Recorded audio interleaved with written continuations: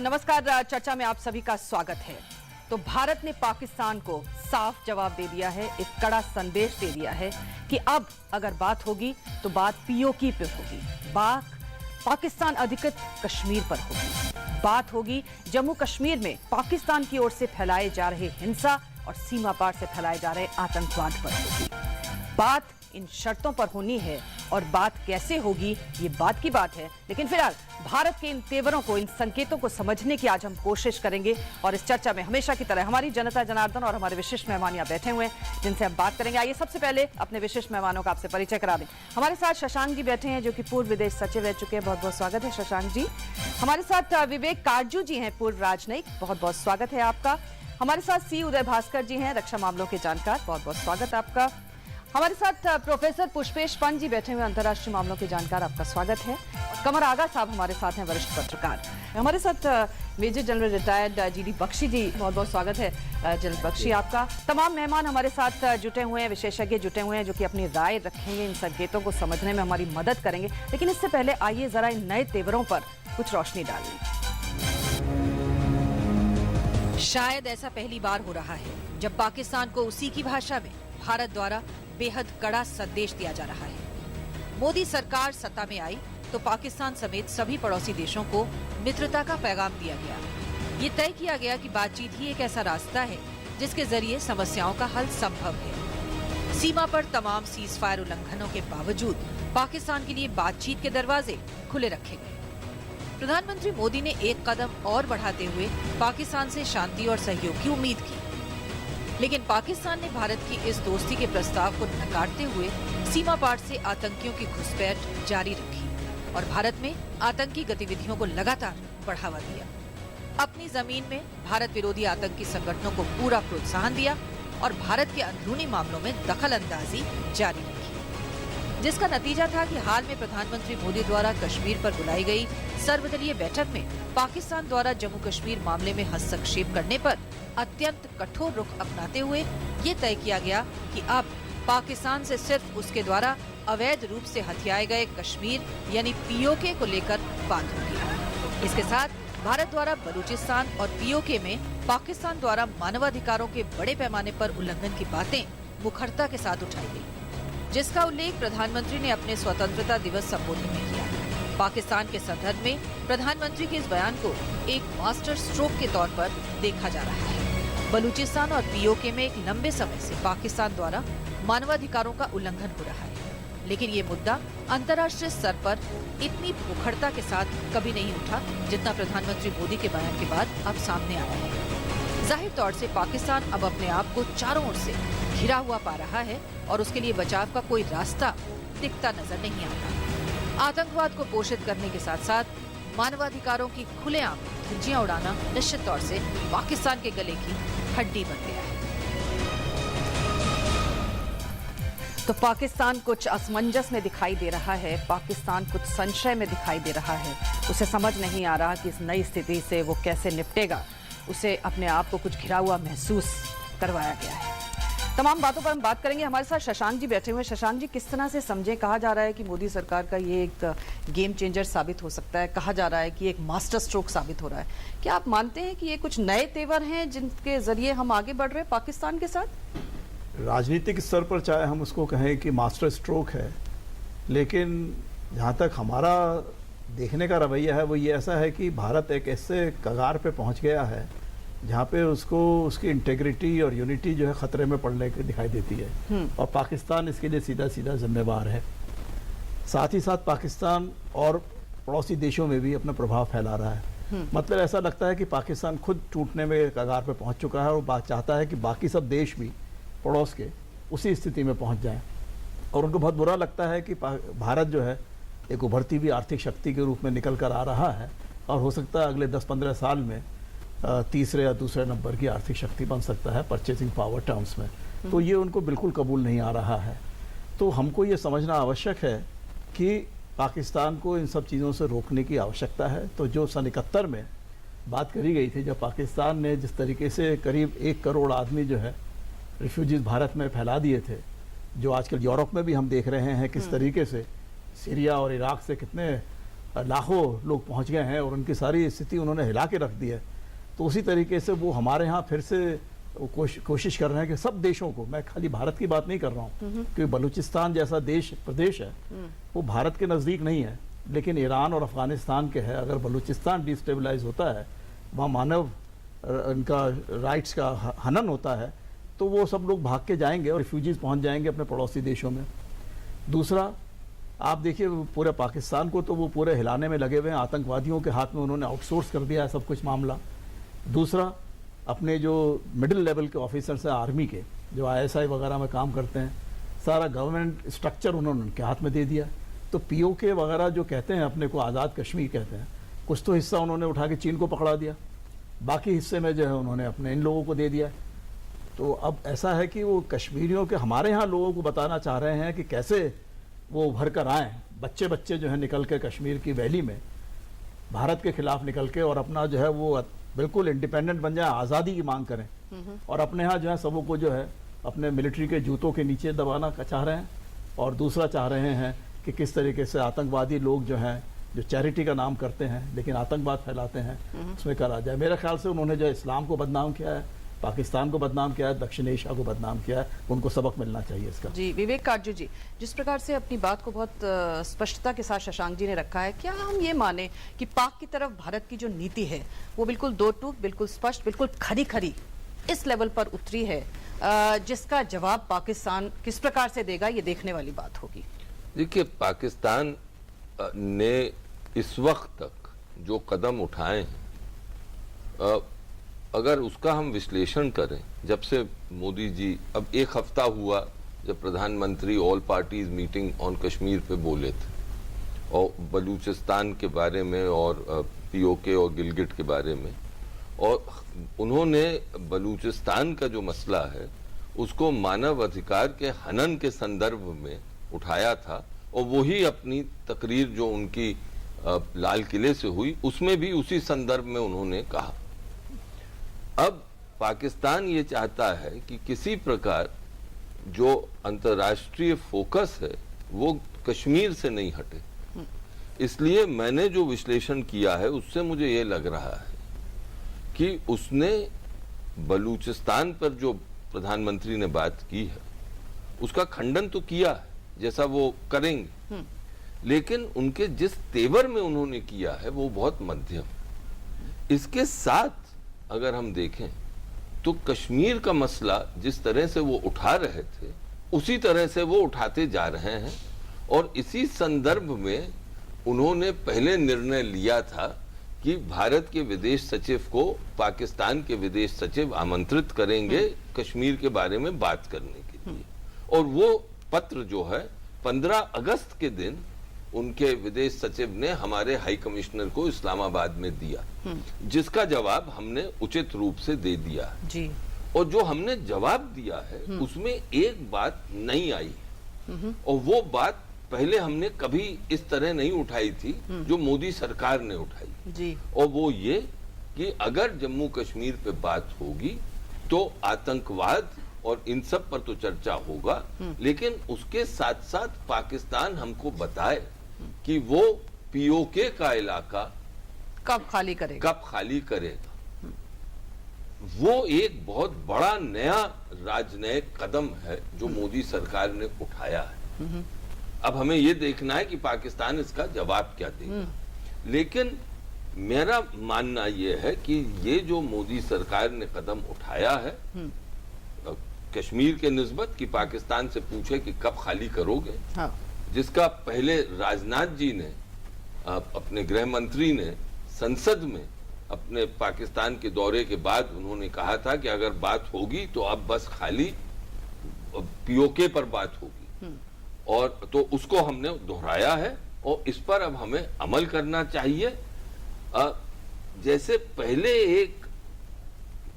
एक किस्म से हमने लचीली नीति अपनाई थी, उसका त्याग कर अब जो दृढ़ता हमने दिखाई है उस दृढ़ता पर हमें कायम रहना चाहिए। उदय भास्कर जी, ये जो POK वाली बात जो उठाई गई है कि साहब पहले आप POK खाली करिए, बात होगी तो POK पर होगी, ये जो जिस तरह से बोल रहे हैं कि राजनयिक की दृष्टि से भी एक नई चीज है जो भारत पाक संबंधों में इस समय नजर आ रही है, आपको क्या लगता है कितनी दृढ़ता से भारत इसको उठा पाएगा और क्या कुछ करना पड़ेगा इसमें और आगे बढ़कर? जिस प्रकार से जैसे विवेक जी ने भी बताया है, प्रधानमंत्री मोदी ने जो जिक्र किया है, चाहे वो पीओके हो या बलूचिस्तान या गिलगित बाल्टिस्तान, एक विश्लेषक के दृष्टिकोण से मैं कहूंगा कि अभी तक जो मुख्य धारा थी संवाद की, हमारे देश में जब हम राष्ट्रीय सुरक्षा की बात करते हैं या अंदरूनी सुरक्षा, इंटरनल सिक्योरिटी, उसका एक डोमिनेंट स्ट्रीम था डिस्कोर्स या संवाद में। और मोदी साहब ने काफी विश्वास के साथ पूरा एक प्रकार से इसको बदल दिया, यानी कि ढांचे को उन्होंने बदल दिया है। और मैंने पहले एक बार कहा कि अभी तक पिछले 10-20 साल से प्रधानमंत्री नरसिम्हा राव साहब के जमाने से लेके आज तक जब हम कश्मीर के बारे में बात करते थे, ऐसा लगता था कि हम काफी डिफेंसिव थे। यानी कि अगर आप इसका उदाहरण मान लीजिए खेल के साथ करें, क्रिकेट से दे दें, अगर फुटबॉल के साथ करें, अच्छा, फुटबॉल या हॉकी के साथ करें, ऐसा लग रहा था कि एक फुटबॉल फील्ड है जिसमें एक ही गोल है और पाकिस्तान हमारे ऊपर दबाव डाल रहा था और गोल हमारे ऊपर मारने का था, और भारत के लिए ढांचे में किसी प्रकार का गोल ही नहीं था। तो हमारा जो पूरा खेल डिफेंसिव था। तो मोदी साहब ने अभी पहली बार एक गोल बनाया है, वो बलूचिस्तान है, वो पीओके है। और विवेक साहब ने बिल्कुल सही कहा कि भारत की कूटनीति की जितने भी हमने पॉलिसी पोजीशंस बनाया है, ये पहली बार है कि इतना स्पष्ट तरीके से मोदी साहब ने कहा कि पीओके के ऊपर आप देखिए, और साथ साथ अभी जयशंकर साहब की जो यात्रा की बात हो रही है कि आप पीओके को खाली कीजिए। ये एक बहुत बड़ा परिवर्तन है, परंतु देखना है कि इसका नतीजा क्या होगा, क्योंकि आपने मास्टर स्ट्रोक का जो कहा है, मैं हल्का से उसके ऊपर एक प्रकार से मैं हिचक रहा हूं कि ये मास्टर स्ट्रोक है कि नहीं, हमें आगे आने वाले महीनों में पता चले। जाहिर है, बिल्कुल जाहिर है। हमारे साथ प्रोफेसर पुष्पेश पंत जी हैं। पुष्पेश जी, क्या हम ये भी कह सकते हैं कि इन सब बातों के मद्देनजर एक तीर से दो निशाने किए गए हैं, पाकिस्तान और चीन को भी कुछ बताया गया है? नहीं नीलम जी, मैं पहले तो बिल्कुल स्पष्ट कर दूं कि मुझे इस तरह के मुहावरों के उपयोग से थोड़ा आपत्ति है कि एक तीर से दो निशाने। चलिए, वो मेरा कहने का ढंग है। नहीं, मैं आपसे थोड़ी कुछ कह रहा हूँ। या आप ये कहिए हमने पाकिस्तान को कड़ा जवाब दे दिया, तो मुझे लगता है कड़ा जवाब तो जनरल साहब अब आ गए, इनसे कड़ा जवाब देने वाले कम है इस देश में।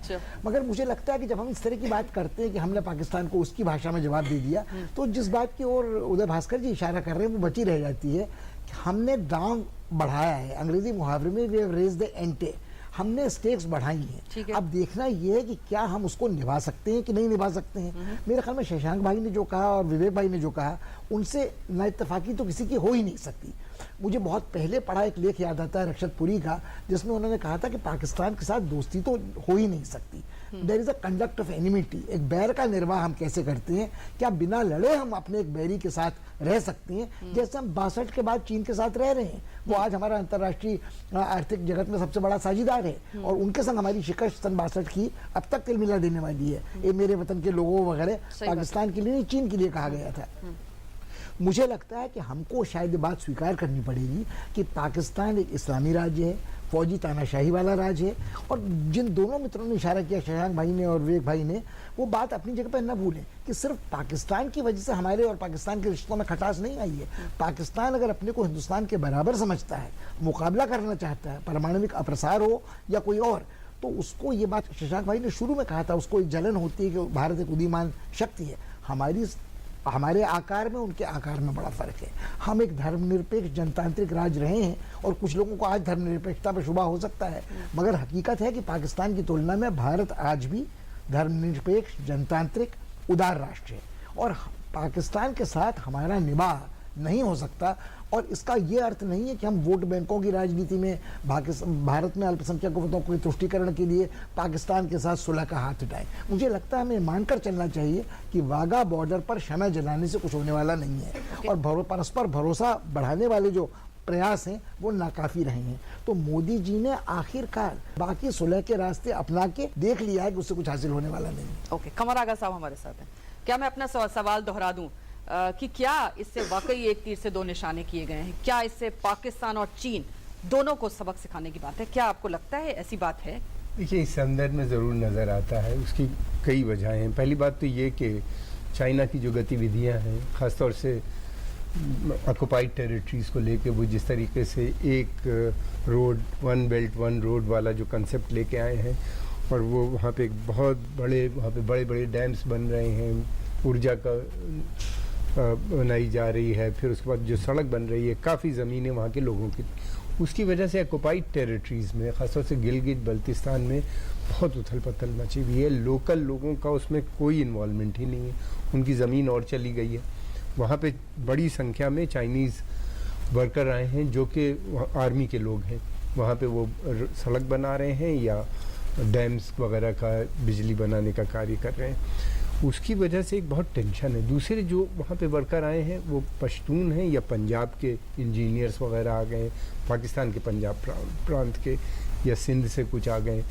लोकल लोगों का किसी चीज़ में कोई इन्वॉल्वमेंट नहीं है, और ये रीजन इस कदर बैकवर्ड रखा गया है जिसमें कोई डेवलपमेंट बहुत ज़्यादा नहीं हुआ। स्कूल, कॉलेज, यूनिवर्सिटीज़ नहीं है, वहाँ पे पढ़ाई लिखाई का नहीं, वहाँ के लोग पढ़ नहीं पाते, इतने क्वालिफाइड भी नहीं है कि वहाँ पे जाके काम कर सकें। इंजीनियर्स नहीं है वहाँ पे, डॉक्टर्स नहीं है, तो उनको जॉब ही नहीं मिलती। पढ़ने के लिए उनको लाहौर और दूसरी जगह जाना पड़ता है, तो लौट के आते नहीं है, जो चले जाते हैं जी।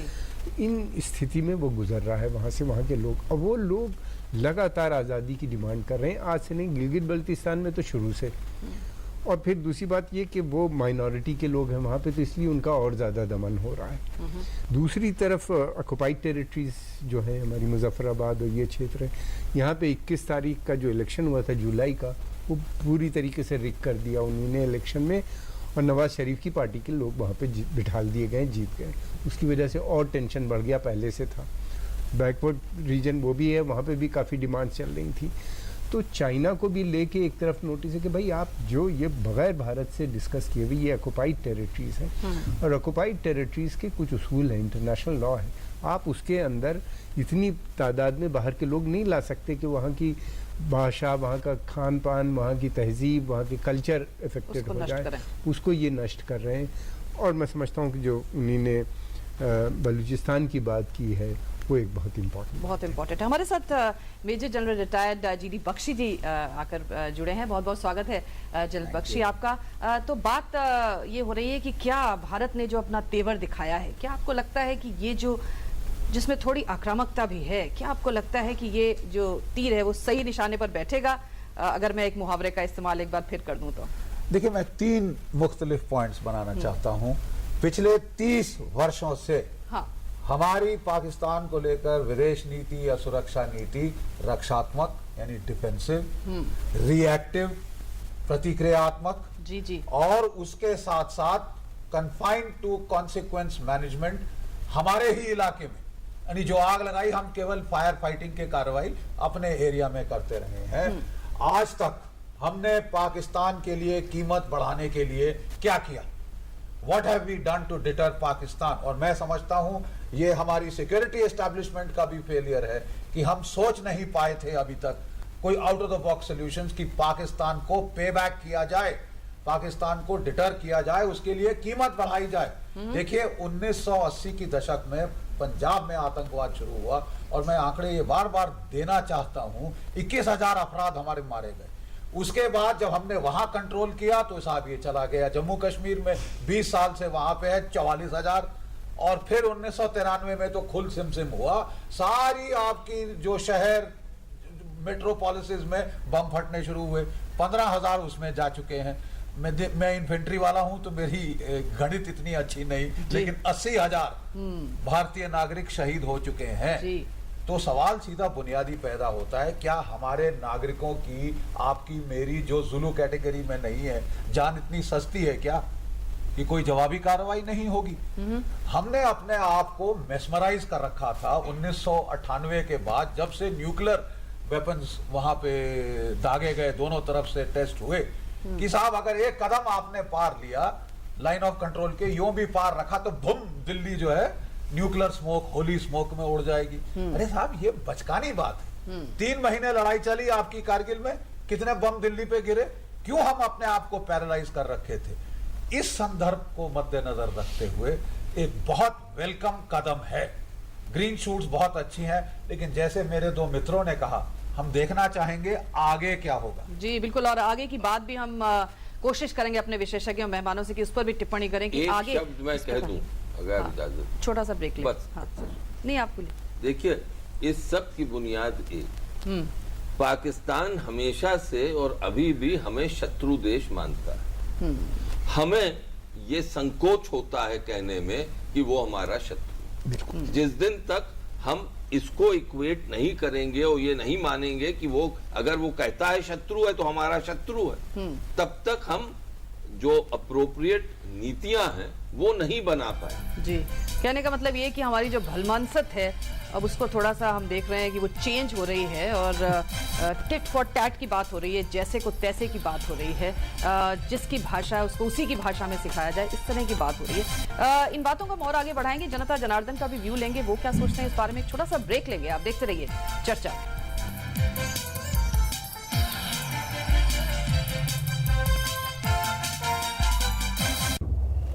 बचपन में पेड़ चढ़ना अच्छा लगता था, बड़ी हुई तो सब चाहते थे कॉर्पोरेट लैडर चढ़ जाऊं। कुर्सी पर बैठे इनविजिबल सीढ़ियां चढ़ना नॉट माय स्टाइल। मुझे पसंद है टेक्नोलॉजी और पहाड़ चढ़ना, and this is the only job जो मुझे दोनों करने देता है। It's lonely at the top but the view it's incredible. हम है भारत के सबसे एक्साइटिंग वर्क प्लेस और हम दे रहे हैं आपको एक ऑफर। भारतीय सेना, आम नहीं ये जिंदगी।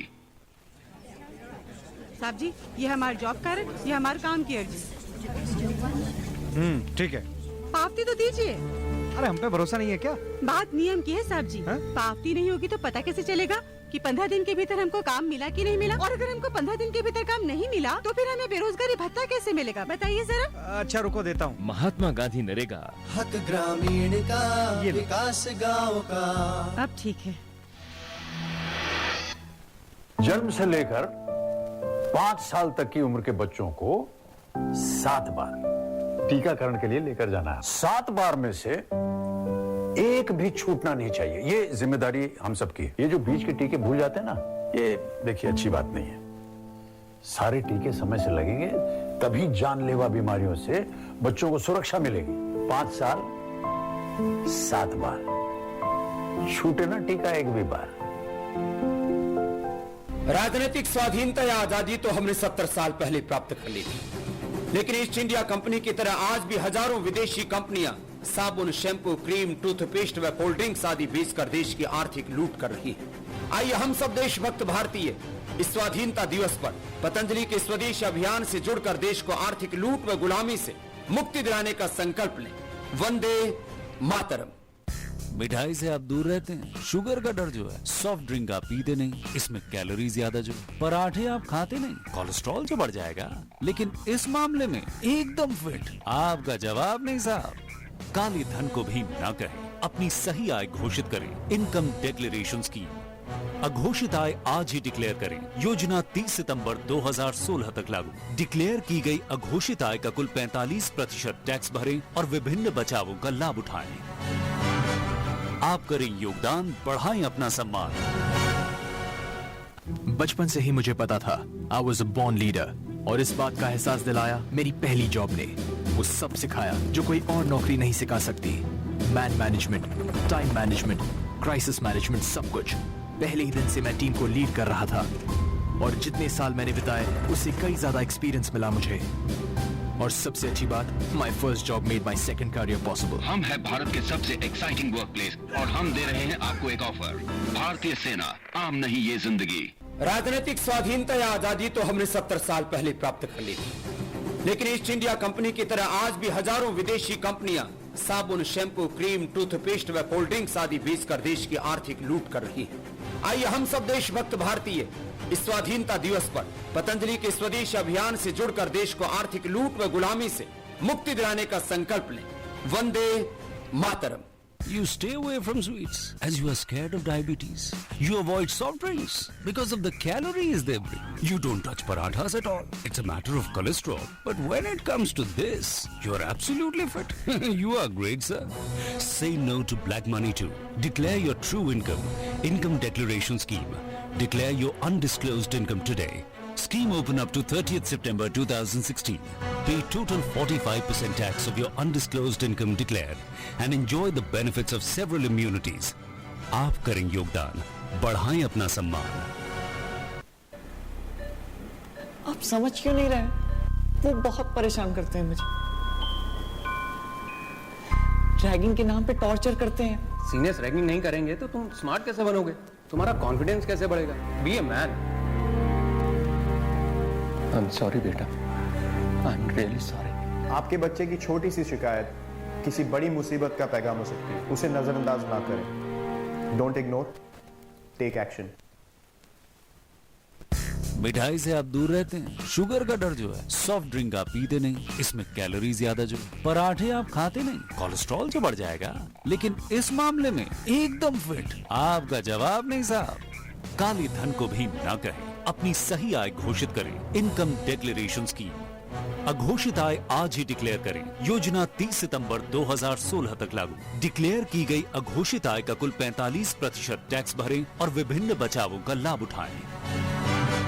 आप करें योगदान, बढ़ाएं अपना सम्मान। इस बात को समझ लीजिए कि टीका लगाने के बाद बच्चे को हल्का सा बुखार आ सकता है, हो सकता है थोड़ी सी सूजन भी हो जाए। इस बुखार और दर्द का मतलब है कि टीका अपना काम कर रहा है और बच्चे को जानलेवा बीमारियों से बचा रहा है। वो बच्चा बीमार भी हो तो भी उसे टीके के लिए हर बार ले जाइए। 5 साल 7 बार, छूटे ना टीका एक भी बार।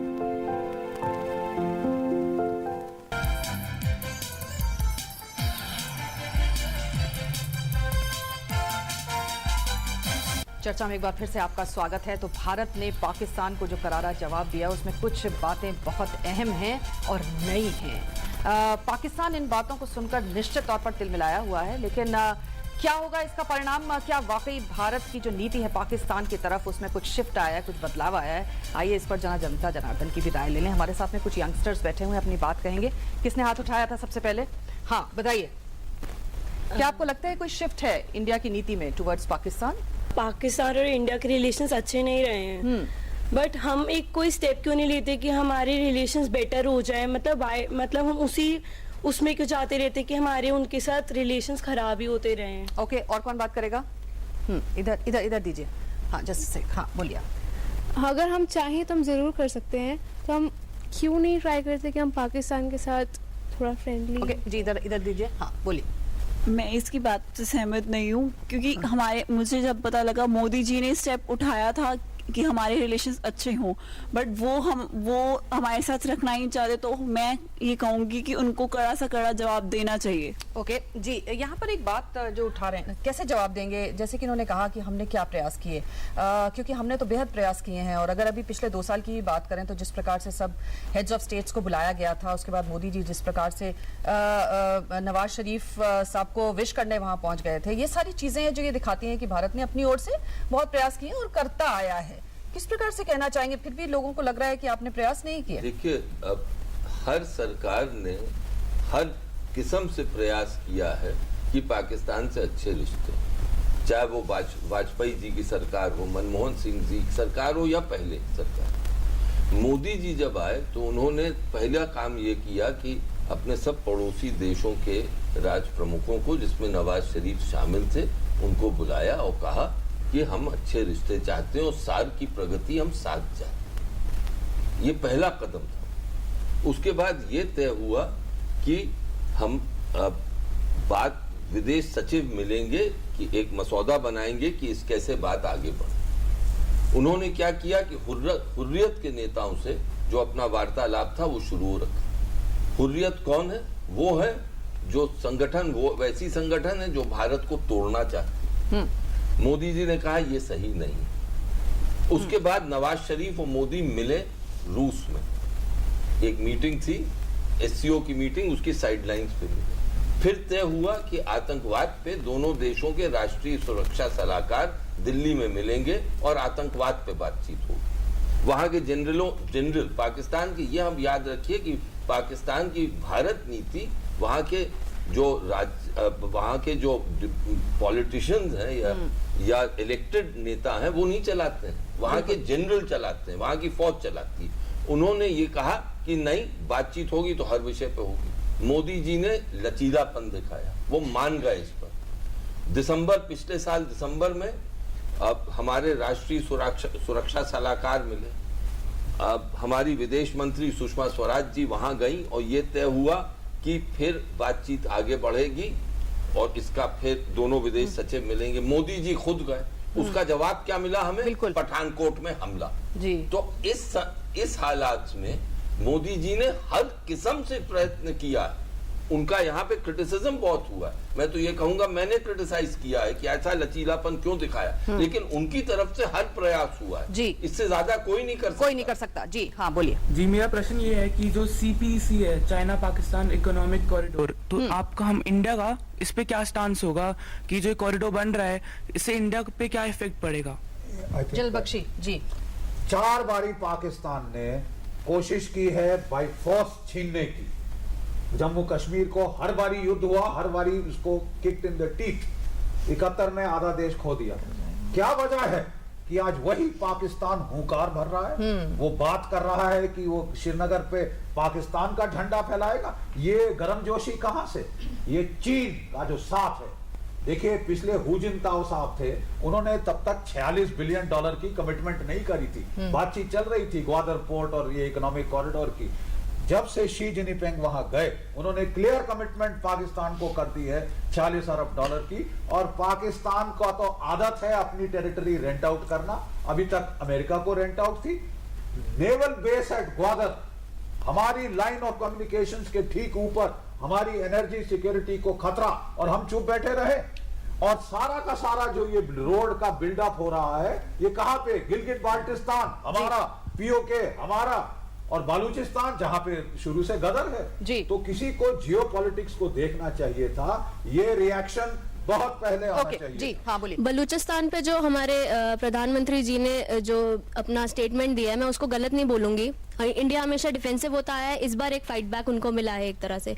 पर क्या इन सब चक्रों में ब्लेम गेम की वजह से दोनों नेशन के सिटीजन्स इफेक्ट नहीं कर रहे हैं? क्या मीडिया इस बात को, या मीडिया ये जो ये चर्चा जो चल रही है, इस वजह से दोनों जो सिटीजन्स हमारे कंट्री के और पाकिस्तानी, क्या उनको इफेक्ट नहीं कर रहा है? क्योंकि वो शायद एक अच्छा रिलेशन बनाना चाहेंगे इंडियन से। ओके, 2-4 बात और ले लें। हाँ बोलिए। मैं इनकी बात से बिल्कुल सहमत हूँ जो इन्होंने बोला है अभी, कि हमारे देश में जो भी कुछ हो रहा है, इंडिया में जो भी कुछ हो रहा है, लेकिन जो भी कुछ पाकिस्तान को जो इतना करारा जवाब दिया गया, इंडिया ने उस चीज के लिए हर पॉसिबल एफर्ट्स किया। अब क्या ये चीज नहीं बनती कि नवाज शरीफ जी को सामने आकर आना चाहिए और कुछ उनको लाइक इंडिया और रिलेशंस के बीच में उनको कुछ करना चाहिए और कुछ बोलना चाहिए? मेरा एक सिंपल सा क्वेश्चन है। इंडिया पाकिस्तान में जो हिंदू माइनॉरिटीज है उन्हें बीटली टॉर्चर किया जाता है, एंड हमारे यहाँ पे अगर कोई पाकिस्तानी टेररिस्ट मरता है या their case is always bailed, and वो उनके लिए सपोर्ट में इंडिया से कितने लोग आते हैं, इनके इसके लिए क्या आंसर है? ओके जी। मुझे ये कहना है कि यहाँ पे अगर कोई हम पाकिस्तानी के टेररिस्ट को मारते हैं तो वहाँ पे उसको शहीद करार किया जाता है। और दूसरी बात, अब अगर जब भारत आगे से कोई जवाब नहीं दे रहा है तो पाकिस्तान की नजरों में हम कमजोर साबित हो रहे हैं, क्योंकि हम बार बार जाके उनसे दोस्ती के लिए ही हाथ बढ़ाते हैं। ओके जी हाँ बोलिए। मेरा एक छोटा सा प्रश्न नहीं, मेरी एक छोटी सी टिप्पणी है कि जिस तरह से मोदी जी ने डिफेंसिव कैरेक्टर को छोड़ के एक नया कैरेक्टर अपनाया है, उन्होंने अटैक करने की बात करी है, क्या आने वाले टाइम में ये भी एक आने वाली कारगिल बन सकती है या नहीं? इधर दीजिए।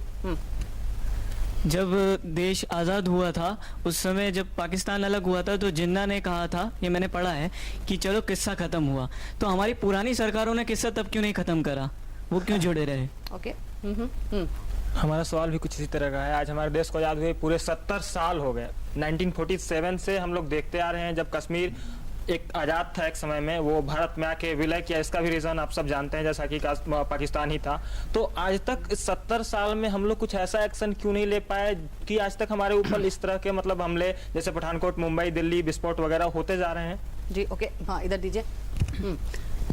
मेरा सवाल जनरल बख्शी सर से है कि इंडिया की तरफ से हमेशा ये कोशिश रहती है कि जैसा कि सारे रिलेशन नॉर्मल रहें, सारी चीज़ें ठीक रहें। जैसा कि अभी हमारे गृह मंत्री राजनाथ सिंह जी गए थे, तो वहाँ पर उनके साथ मिसबिहेव हुआ या जो भी, जिसके वजह से वो बिना डिनर के ही वापस आ गए। तो क्या इसके रिगार्डिंग हमारी सरकार को कोई एक्शन नहीं लेना चाहिए? हाँ जनरल बख्शी आप जवाब देना चाहेंगे? देखिए, महाभारत में कहा गया था कि श्री कृष्ण महाभारत के युद्ध के पहले गए थे 5 गांव मांगने। जब 5 भी मना हो गए तो 1 मांगा। उन्होंने बोला सुई की नोक तक नहीं दूंगा। मैं समझता हूं हमने अपना धर्म का पूरा कर्तव्य निभा दिया है। इससे ज्यादा कोई अगर करे तो वो तो मैं समझता हूं हमारे देश की मान को नीचा करना होगा। और बड़ी खुशी हुई है हमें कि कुछ बदलाव के किरण हमें दिखाई दी है, फ्रॉम रिएक्टिव टू प्रोएक्टिव। जो ओके, ये एक बहुत अच्छा संकेत। ओके जी हाँ बोलिए। मुझे आपसे क्वेश्चन पूछना था कि आपने कहा जो इंडिया और पाकिस्तान के बीच वो जो कश्मीर फिर से आ गया, श्रीनगर पे वो अपना झंडा लहराना चाहते थे, वो चाइना की वजह से हुआ। बट अभी कुछ महीने पहले न्यूज़ में ये भी आया था कि चाइना चाहता है कि पाकिस्तान इंडिया के साथ अपना रिलेशंस ठीक करे।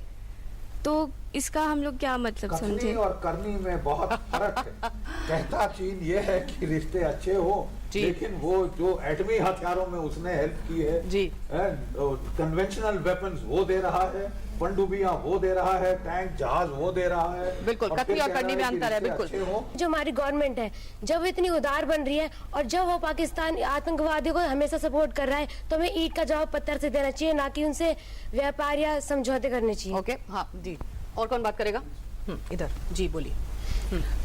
मेरा सवाल विवेक सर से। मैं पूछना चाहता हूँ कि किसी को शत्रु मानने का मापदंड क्या होता है, और हम पाकिस्तान को शत्रु क्यों नहीं मान रहे हैं अभी तक, और इतना कुछ होने के बावजूद हम यही क्यों सोच रहे हैं कि हम उनसे दोस्ती या अपने संबंध सुधारेंगे, जबकि उनकी तरफ से कभी ऐसी कोई कोशिश नहीं की गई है। ओके इधर शशांक जी से इसका जवाब लूंगी। 1 मिनट। हाँ बख्शी सर, मुझे लगता है पावर की बात पावर से ही समझाए तो अच्छा रहेगा। अगर मोदी जी ये बात और ये एक्शन कुछ साल पहले लेते तो आज हमें एक दिन देखना ना पड़ता। शशांक जी, ये काफी लोग ये कह रहे हैं कि आप इतनी देर खामोश क्यों रहे, आप इतनी देर चुप क्यों रहे? बलूचिस्तान के ऊपर भी लोगों का ये कहना है कि साहब आप पहले क्यों नहीं बोले आप। ऐसा नहीं है कि उसको एक नैतिक जो समर्थन है, बात है, हमेशा भारत करता रहा, लेकिन उस प्रकार से आपने कभी खुलकर नहीं बोला, उसका खामियाजा भुगता भारत ने, ऐसा लोगों का खामियाजा भुगता जरूर है। लेकिन देखिए, जैसे जनरल बख्शी ने कहा कि पहले जितने भी राजनयिक तरीके हो सकते हैं, जितने भी पीसफुल तरीके होते हैं, सब पूरे एक्सप्लोर करने होते हैं, और हम वही कर रहे हैं और करते रहे हैं। देखिए, जब लड़ाई हुई 71 की, उसके बाद में सन 72 में हमने शिमला एग्रीमेंट किया। उस समय भुट्टो साहब ने आके शिमला में ये बोला कि अगर आप जो है पाकिस्तान में डेमोक्रेसी चाहते हैं तो आप प्लीज़ मेरे को सपोर्ट कीजिए। मैं चाहता हूं कि हमारे यहाँ सब पूरे दक्षिण एशिया में डेमोक्रेसी बढ़े। लेकिन हुआ ये, जब 90,000 हमने ट्रूप्स वापस, उनके POWs वापस भेज दिए, उन्होंने सबको उठा के बलूचिस्तान में डाल दिया, और 73 से जो है वो बलूचिस्तान में दमन शुरू हो गया। 2004 में मैं भी इस्लामाबाद गया था, जब वाजपेयी साहब ने जो है जनवरी 2004 में एक एग्रीमेंट किया था, और वो जॉइंट स्टेटमेंट हुआ। ये खाली भारत पाकिस्तान के सारे मसले शांतिपूर्ण तरीकों से हल करने की बात ही नहीं थी, वो ये भी था कि किसी भी पाकिस्तान के अधिकार वाले क्षेत्र से आतंकवादियों को यहाँ नहीं भेजा जाएगा, और कुछ समय तक वो बात को फॉलो किया गया। लेकिन मेरे ख्याल से 1 साल के करीब लगभग वो रहा होगा, उसके बाद में जो है ये भी ख़त्म हो गया, और उसके बाद में फिर आतंकवादी घटनाएं होनी शुरू हो गई। इसके अलावा 2006 से जिस तरीके से उन्होंने दमन शुरू किया बलूचिस्तान में, वो पहले कभी वहाँ नहीं देखा गया था। जिस तरीके से भी अपने एरोप्लेन्स को और हेलीकॉप्टर गनशिप्स को, हर तरीके से जो कुछ भी वहाँ कर सकते थे। और बलूचिस्तान की आबादी वो नहीं है जो बांग्लादेश की है, वो ढूंढ ढूंढ के मार रहे थे कि कहाँ मिल जाए बलूची। ये जो जवाब दिया मोदी साहब ने, जवाब बिल्कुल सही है, इसे थोड़ा और पहले देना चाहिए। ओके जी बोलिए। सर, मेरा क्वेश्चन ये है कि आपको नहीं लगता 70 साल शांति नीति अपनाने के लिए बहुत है? मतलब हमारे बॉर्डर में कंटिन्यूअस फायरिंग होता है और हम बस ऐसे ही बस एक नीति बना के कि हाँ हम एक्शन लेंगे करके हम चुप हो जाते हैं। ओके जी हाँ, इधर 1-2 लोग और हैं, उनसे हम पूछते हैं। सर, पाकिस्तान ये क्यों भूल जाता है कि उसकी आर्थिक स्थिति पे भी असर पड़ेगा? क्योंकि अगर वो सभी से रिश्ते अगर ऐसे करने लग जाएगा जिसमें भारत है, यहाँ तक कि उसको अनाज भी दूसरे देशों से मंगाना पड़ता है। इसकी बैसाखी पे पाकिस्तान टिका रहा है 70 साल से, वो है अमेरिका। अमेरिका उनको दिवालियेपन के कगार से हर बार वापस लाता है, उनको साजो सामान लड़ने का लाभ लश्कर देता है, और उनकी तस्करी जो अपरमाणविक है उसकी ओर आंखें मूंदे रखता है। तो जब से अमेरिका और चीन के संबंधों में हेनरी किसिंजर और निक्सन के काल में सुधार हुआ, तब से पाकिस्तान के पौबारा हो गए हैं कि चीन भी उसका हाथ भी उसके कंधे पे है, और जो कट्टरपंथी जिहादी हैं इनको पैदा करने वाला अमेरिका का CIA है, जिसने तालिबान की फौज पाकिस्तान में लहराई थी सोवियत संघ को खदेड़ने के लिए अफगानिस्तान से, तो हम चीन का जिक्र करें और अमेरिका का न करें तो बात समझ में नहीं। ओके, बस एक लास्ट ये बैठ गए। हाँ, My question is to Uday sir and General Bakshi sir. Sir, we believe that this discussion has come to the conclusion as the master stroke. So, is this for the Kashmiri brothers and sisters? जी, बलूचिस्तान गिलगिट बाल्टिस्तान में जो हो रहा है पूरा विश्व उससे वाकिफ है। अगर हिंदुस्तान अब भी उससे जो अपने नागरिकों का नहीं हुआ वो भारत का क्या होगा? तो प्लीज इससे एक अच्छा संदेश ले और एक अच्छा स्टेप ले। ओके, तो जनता के व्यूज आपने देखे। जनता के मन में निश्चित तौर पर एक गुस्सा है और वो ये चाहते हैं कि जो कुछ हमने किया है वो पहले क्यों नहीं किया गया। लेकिन फाइनल कमेंट्स लेंगे हम यहाँ मौजूद हमारे विशिष्ट मेहमानों से कि हमारा जो ये रुख है और ये जो नीति है इसके परिणाम क्या कुछ हो सकते हैं और कैसे हम इस नीति पर आगे बढ़ेंगे। एक छोटे से ब्रेक के बाद आप देखते रहिए चर्चा में।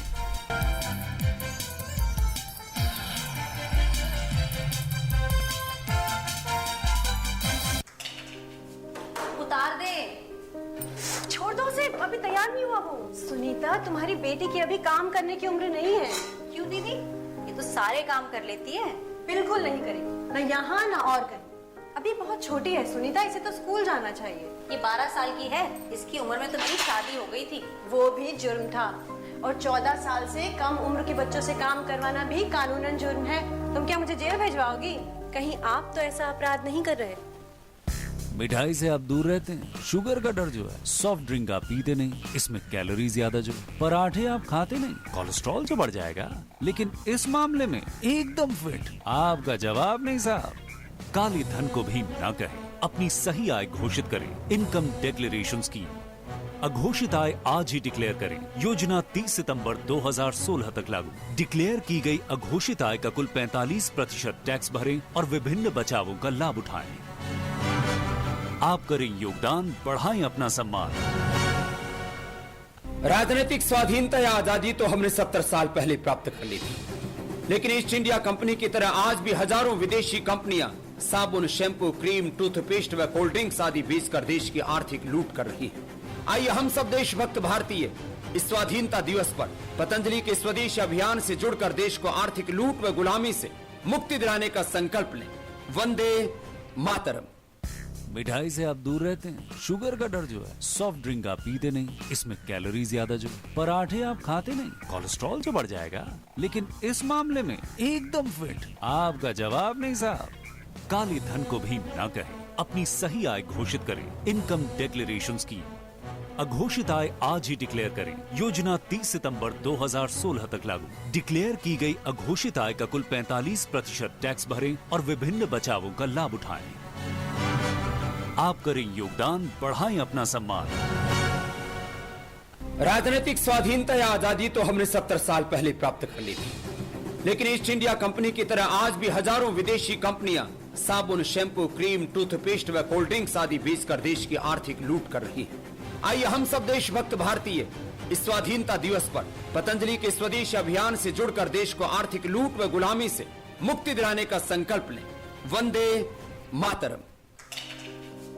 उतार दे, छोड़ दो उसे, अभी तैयार नहीं हुआ वो। सुनीता, तुम्हारी बेटी की अभी काम करने की उम्र नहीं है। क्यों दीदी? ये तो सारे काम कर लेती है। बिल्कुल नहीं करेगी, ना यहाँ ना और कहीं। अभी बहुत छोटी है सुनीता, इसे तो स्कूल जाना चाहिए। ये 12 साल की है, इसकी उम्र में तो मेरी शादी हो गई थी, वो भी जुर्म था। और 14 साल से कम उम्र के बच्चों से काम करवाना भी कानूनन जुर्म है। तुम क्या मुझे जेल भेजवाओगी? कहीं आप तो ऐसा अपराध नहीं कर रहे? प्रधानमंत्री ग्राम सड़क योजना ने हम गांव वालों के लिए तरक्की के रास्ते खोल दिए। सड़क के गड्ढों की फोटो खींच रहे हो? कोई खास बात है क्या? अरे काका, मेरे मोबाइल फोन में मेरी सड़क ऐप है, जिससे प्रधानमंत्री ग्राम सड़क से जुड़ी कोई भी जानकारी सरकार तक भेजी जा सकती है। सड़क से जुड़े सुझाव या शिकायत पर सरकार वाजिब कार्यवाही करती है। प्रधानमंत्री ग्राम सड़क से जुड़ी कोई भी बात, मेरी सड़क एंड्रॉइड ऐप अब हर पल मेरे साथ।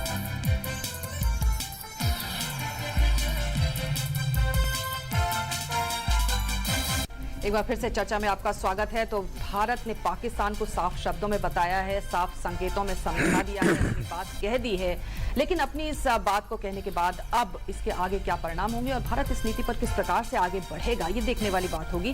आइए जरा इसी पर व्यूज ले लें। जनरल साहब, अब आगे क्या हमारा रुख रहेगा? तमाम जो चाहे हमने पीओके में उनको कहा है कि आप इसे खाली करें, इस पर हम बात करेंगे। बलूचिस्तान में हमने मानवाधिकारों का जो उल्लंघन का जो मामला उठाया है, क्या हम उसे और मंचों पर उठाएंगे? हम क्या करेंगे अब आगे?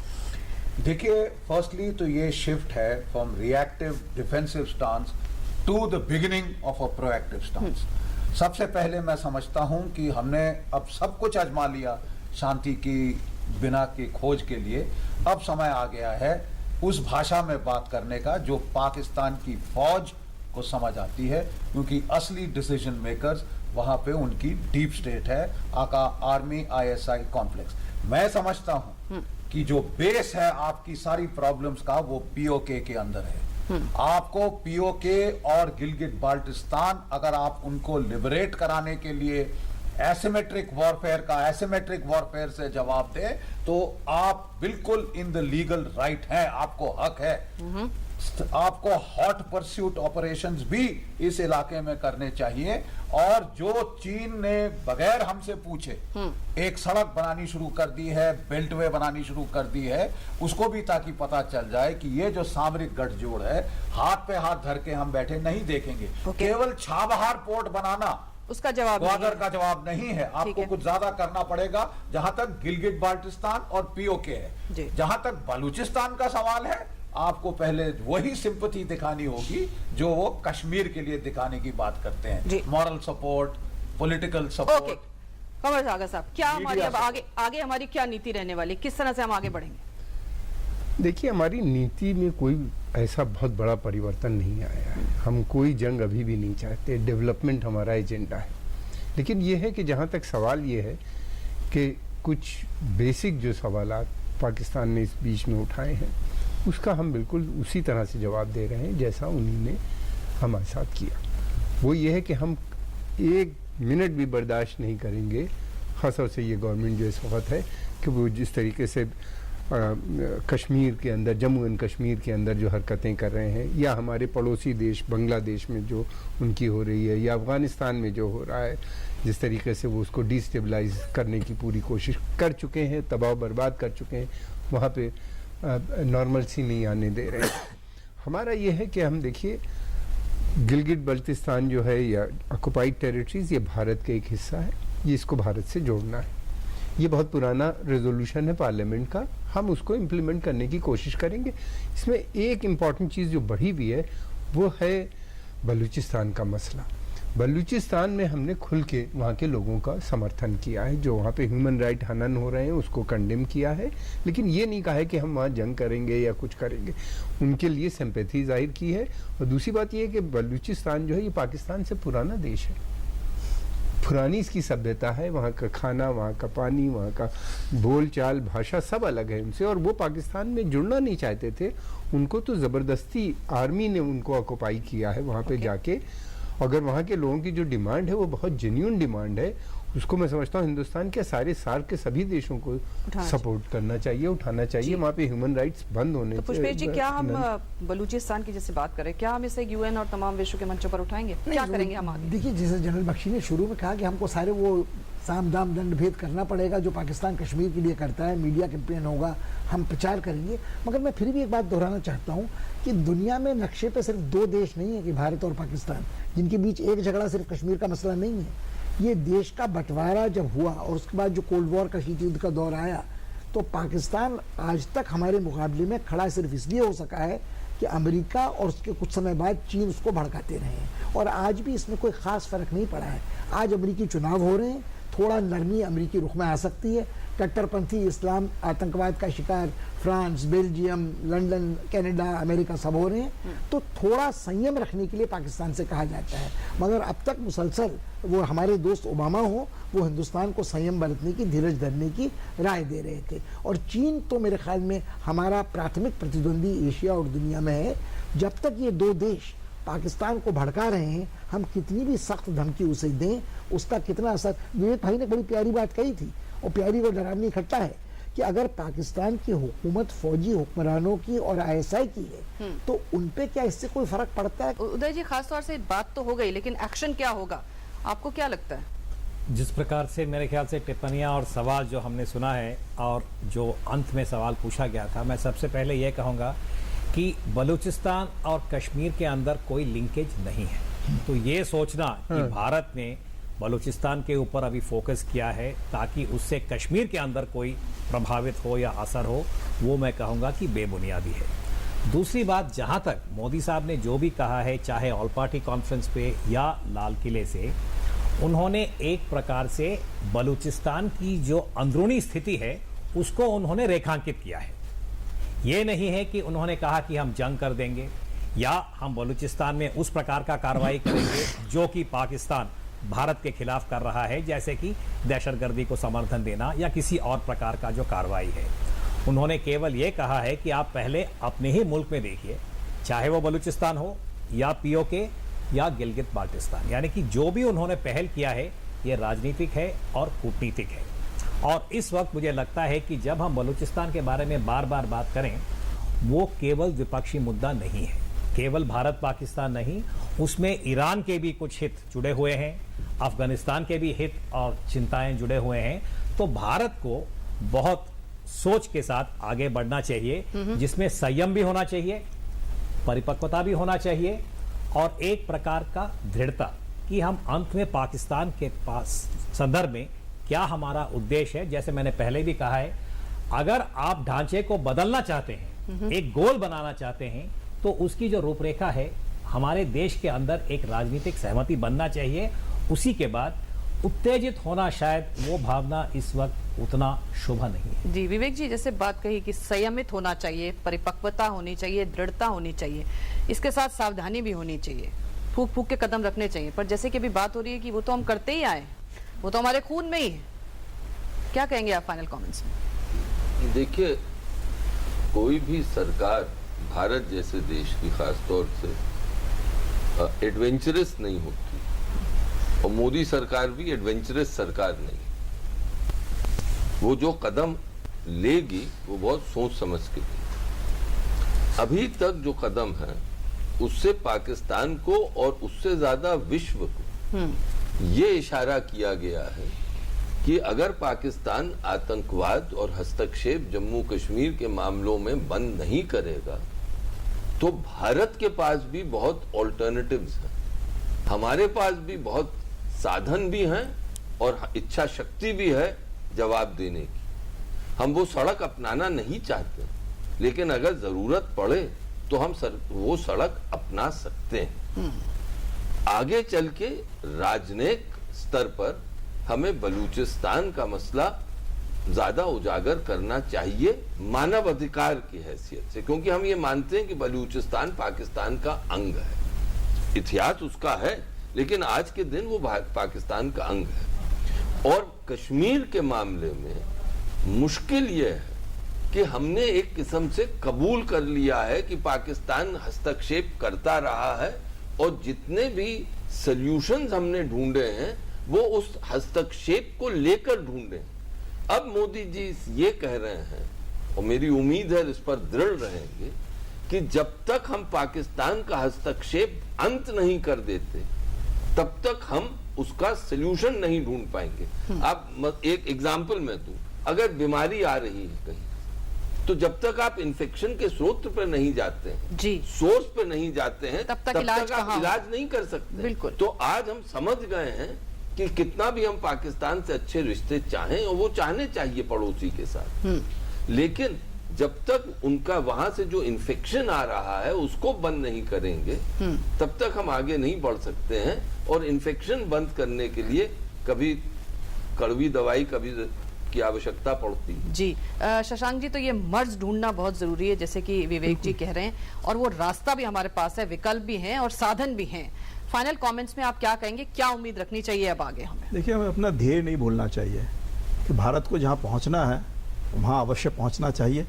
अब जिम्मेदारी आप लोगों की है, भारत की आम जनता की है, यूथ की है खास करके, कि अगले 2 दशकों में 3 दशकों में जो भारत की दिशा अभी तक निर्धारित हुई है वहाँ हम पहुँच कर रहे हैं। दूसरी बात यह है पाकिस्तान हमको जो है इधर उधर भटकाता रहा है, तो बताने की आवश्यकता है कि कूटनीति खाली कूटनीति नहीं होती है। हमें सब मालूम होता है कि बाकी सब किस तरीके से हथियारों का आदान प्रदान हो रहा है, किस तरीके से आणविक परीक्षण किए जा रहे हैं, एक तरीके से खतरा लाया जा रहा है। तीसरी बात यह है कि हमारे चूँकि हम डेमोक्रेसी हैं तो लोकतंत्र में हमारे पास जो जनता जनार्दन की वॉइस होती है बहुत महत्वपूर्ण मानी जाती है, चुनावों में उसका इस्तेमाल होता है। तो हम चाहते ये हैं कि जो भी अभी इस तरह की बातें हुई हैं उसमें सब लोग मिलके ही चलें, ये सोचकर चलें कि भारत की दिशा जो है निर्धारित है, वहाँ पहुँचना है। पाकिस्तान के जय जयकार ना करें। पाकिस्तान जिस तरीके से यहाँ आतंकवादी फैला रहा है, आतंकवादियों को भेज रहा है, हम उन आतंकवादियों की जय जयकार ना करें। तो ये बहुत आवश्यक है कि हम मिलके चलें और पाकिस्तान को जो उनको आईना दिखाया गया है वो उसको कंटिन्यू करना आवश्यक है विश्व में, विश्व पटल पर, और अपने देश के अंदर भी हमारे मीडिया में हो चाहे किसी तरीके से भी हो, बहुत आवश्यक है। और जो हमारे यूथ हैं उनके लिए बहुत ज़रूरी है कि वो इस बात को जो है अपने जो भी कोई उनके यहाँ नुक्कड़ पर चर्चा हो कहीं हो तो वो बात को ज़रूर रखें कि अब जो है देश की आगे की जो नीति होगी वो उनको निर्धारण करनी है। ये खाली रिएक्शन नहीं देना है कि साहब मोदी जी आ गए हैं तो अब ये पॉलिसी पुरानी खराब बदल गई हैं तो अब इनको क्रिटिसाइज करना है। नहीं, हमको जिस दिशा में जाना है हम जा पाएंगे नहीं जा पाएंगे, और कौन हमको रोकेगा उसको हमको जो है कंट्रोल करना है। जी हाँ, और बिल्कुल आगे का रास्ता आसान नहीं है, आगे के रास्ते में बहुत सारी चुनौतियां हैं, लेकिन हमें इस पे बढ़ना पड़ेगा क्योंकि हमें अपनी मंजिल नजर आ रही है। और लेकिन इसके बीच में हमें अपने धैर्य को खोना नहीं होगा और संयम को हमें बना के रखना होगा, और इसमें भी कोई शक नहीं कि हमारे पास विकल्प और साधन बहुत हैं। आज के लिए इतना ही, अगले हफ्ते एक नए विषय पर आपसे मुलाकात करेंगे, तब तक के लिए इजाजत, शुक्रिया, थैंक यू सो मच।